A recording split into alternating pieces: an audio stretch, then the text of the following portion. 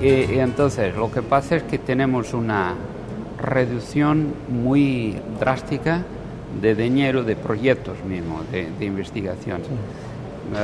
Para que tengas una idea, son números que no conozco en detalle, pero el Instituto Superior Técnico, que era la mitad de la antigua Universidad Técnica de Lisboa, más o menos, tiene como 5% del presupuesto nacional y tenía una producción científica, digamos, medida en artículos, no hay otras formas de medirla, pero que era de alrededor de 20% de la producción nacional, lo que era digamos, es una escuela de excepción, no voy a decir que sea la mejor, pero una buena escuela. Y esto va a afectar, por ejemplo, el cuerpo de profesores en la escuela. Profesores en Portugal tienen una definición que no es siempre coincidente con lo que pasa en otros países, pero viene de un número alrededor de 900 hace 4 o 5 años atrás hasta 650 actualmente, y no se va renovando, ¿no? Pero, digamos, hay que estar positivo, ¿no? Esto no va a continuar a caer siempre.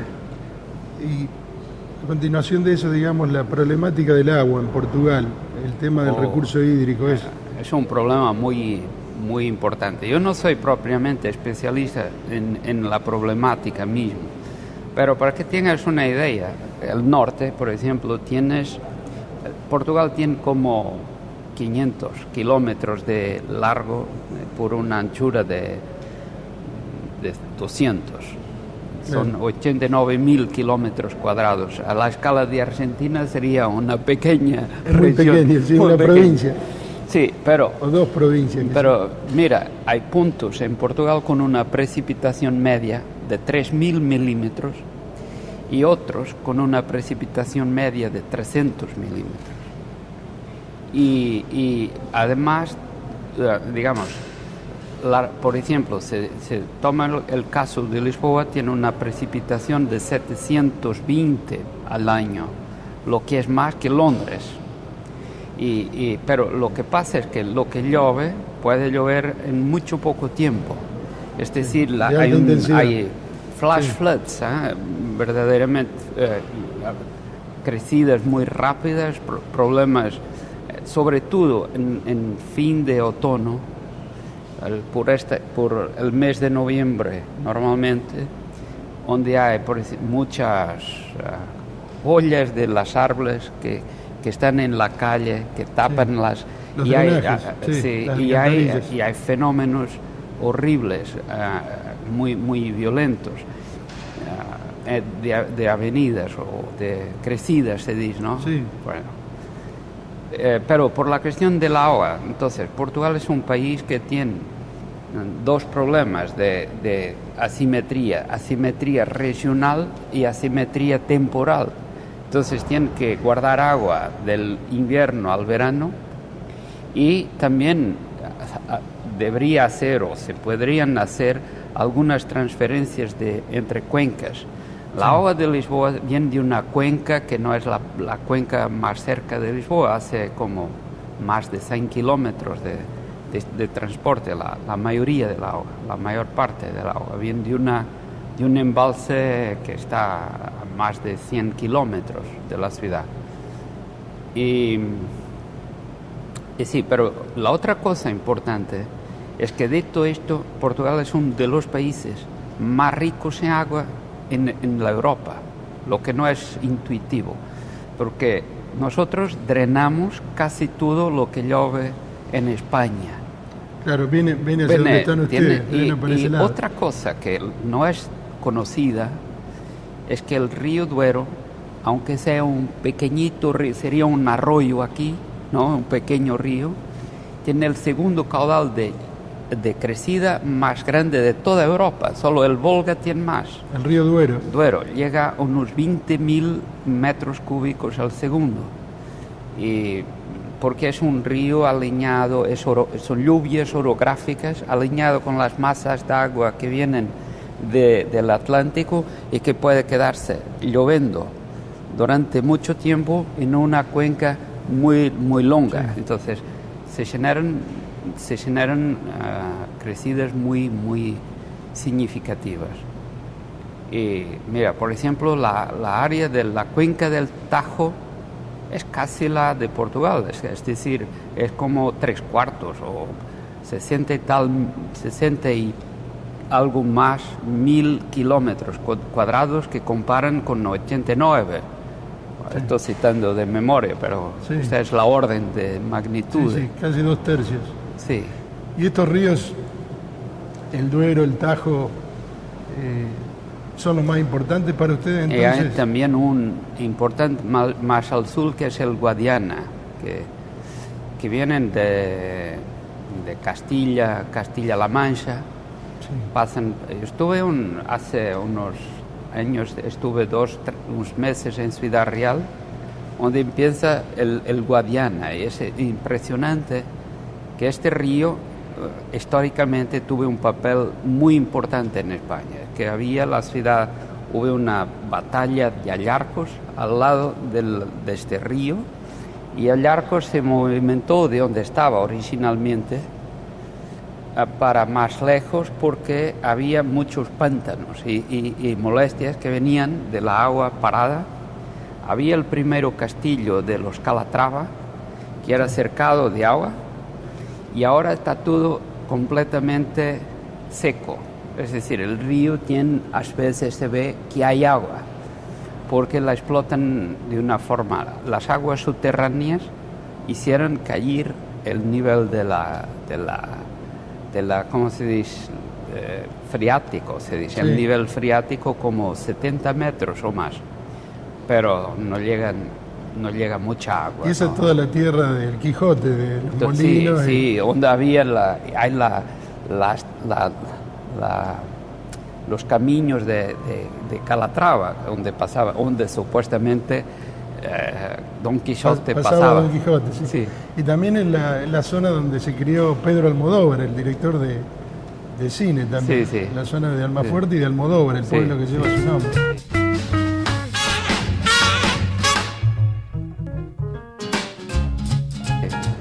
O sea que ustedes prácticamente todo el agua que les llega es agua que drena predominantemente de España Mucho. y ingresa En Portugal. En Portugal. Hubo en los años, digamos, yo no tengo exactos los números, pero hubo con Salazar en el periodo de posguerra, había una relación con España que permitió, por ejemplo, que para hacer la gestión del Duero hay una parte de la frontera norte-sur que es común, es decir, el río hace la frontera, y para que garanticen los dos que pasaba la agua que les correspondía, hacían alternadamente un embalse. Sí. Entonces, si uno derivaba el agua, y él mismo perder más aguas abajo, ¿no? Y ese está muy bien resuelto. Pero en los últimos años hubo en España una gran polémica. Yo tampoco conozco exactamente los detalles, pero había una idea de trasvasar agua de las Sí. cabeceras del Duero, del Tajo y del Guadiana a las cuencas mediterráneas, pero digamos, lo Sí, hicieron ese era el plan. A mí me tocó dar una charla en el 2002 en Madrid. Era el plan hidrológico nacional que tenía Aznar, era el gobierno Sí. de Aznar. Y en ese momento la idea era sacar agua de las cuencas ricas, ¿no? Que son Sí. las del norte, el Ebro y las otras que vos mencionabas, y pasarla a las a cuencas las cuencas del sur, del sur.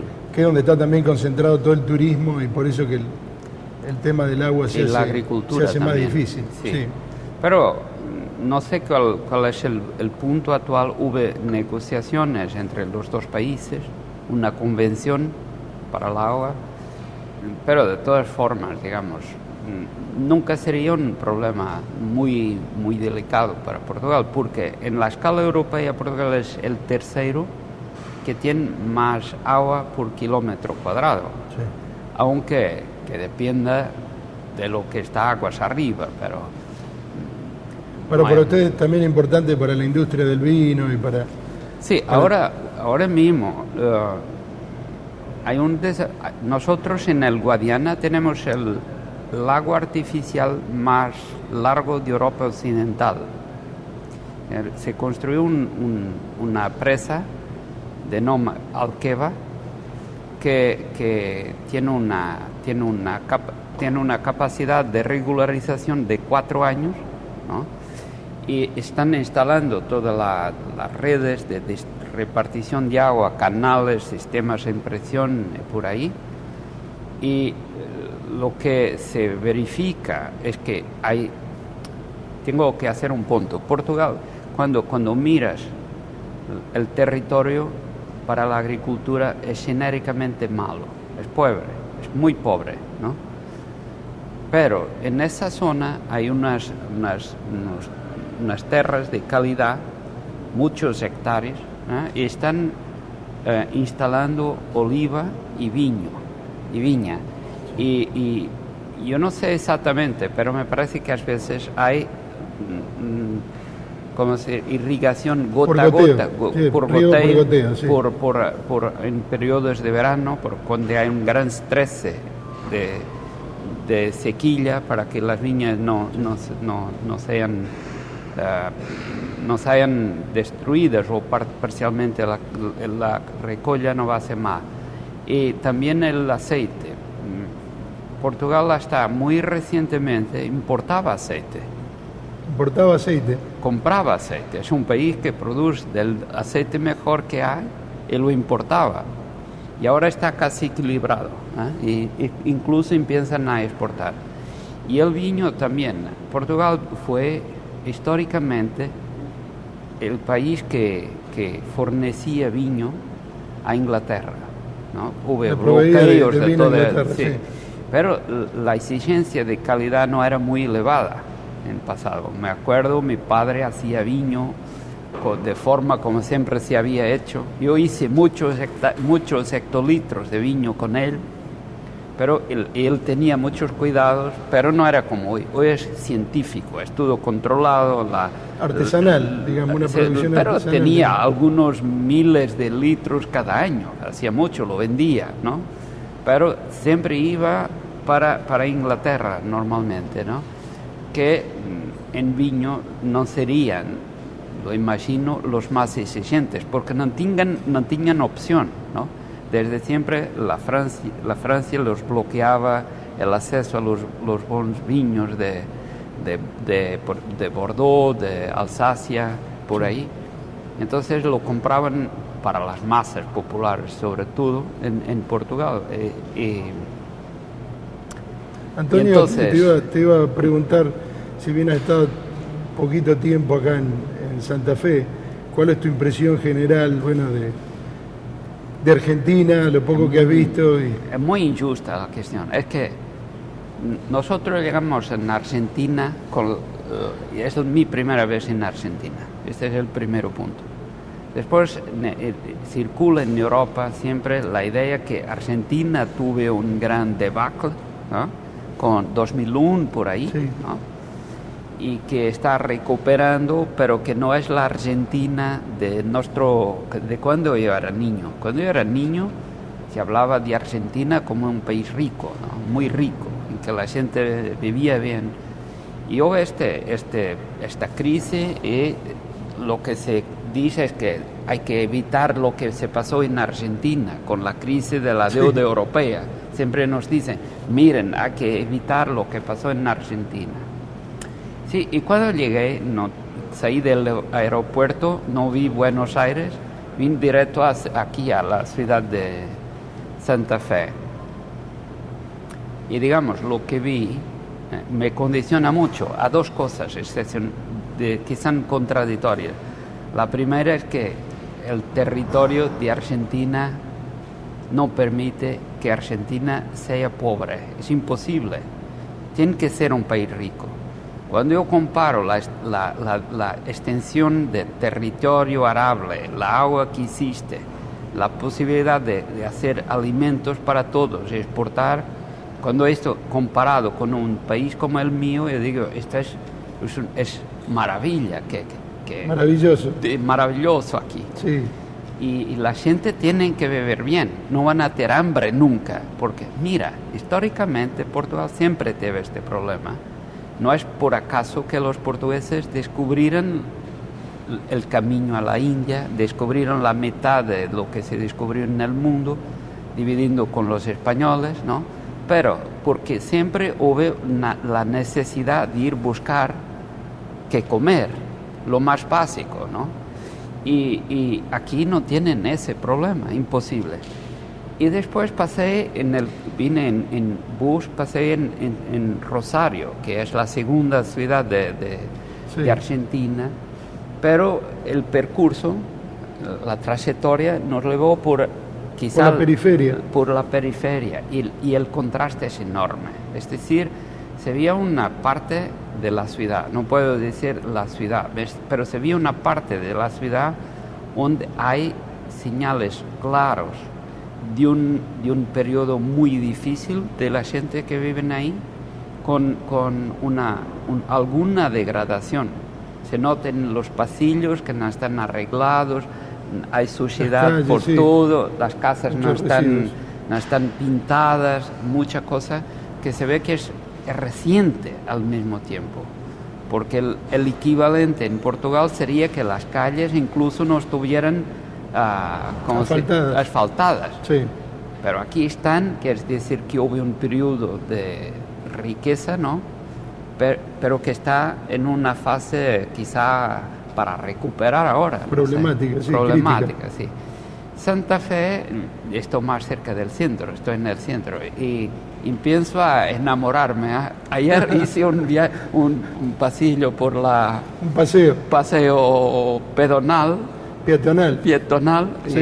y me gustó mucho, es decir, es algo a repetir. Sí, ya lo he repetido, o sea que te gustó la ciudad. Gustó, pero hay una otra cosa que para mí es fundamental, es decir que más que las paredes, que los edificios, que sí hablan del pasado, me interesan las personas.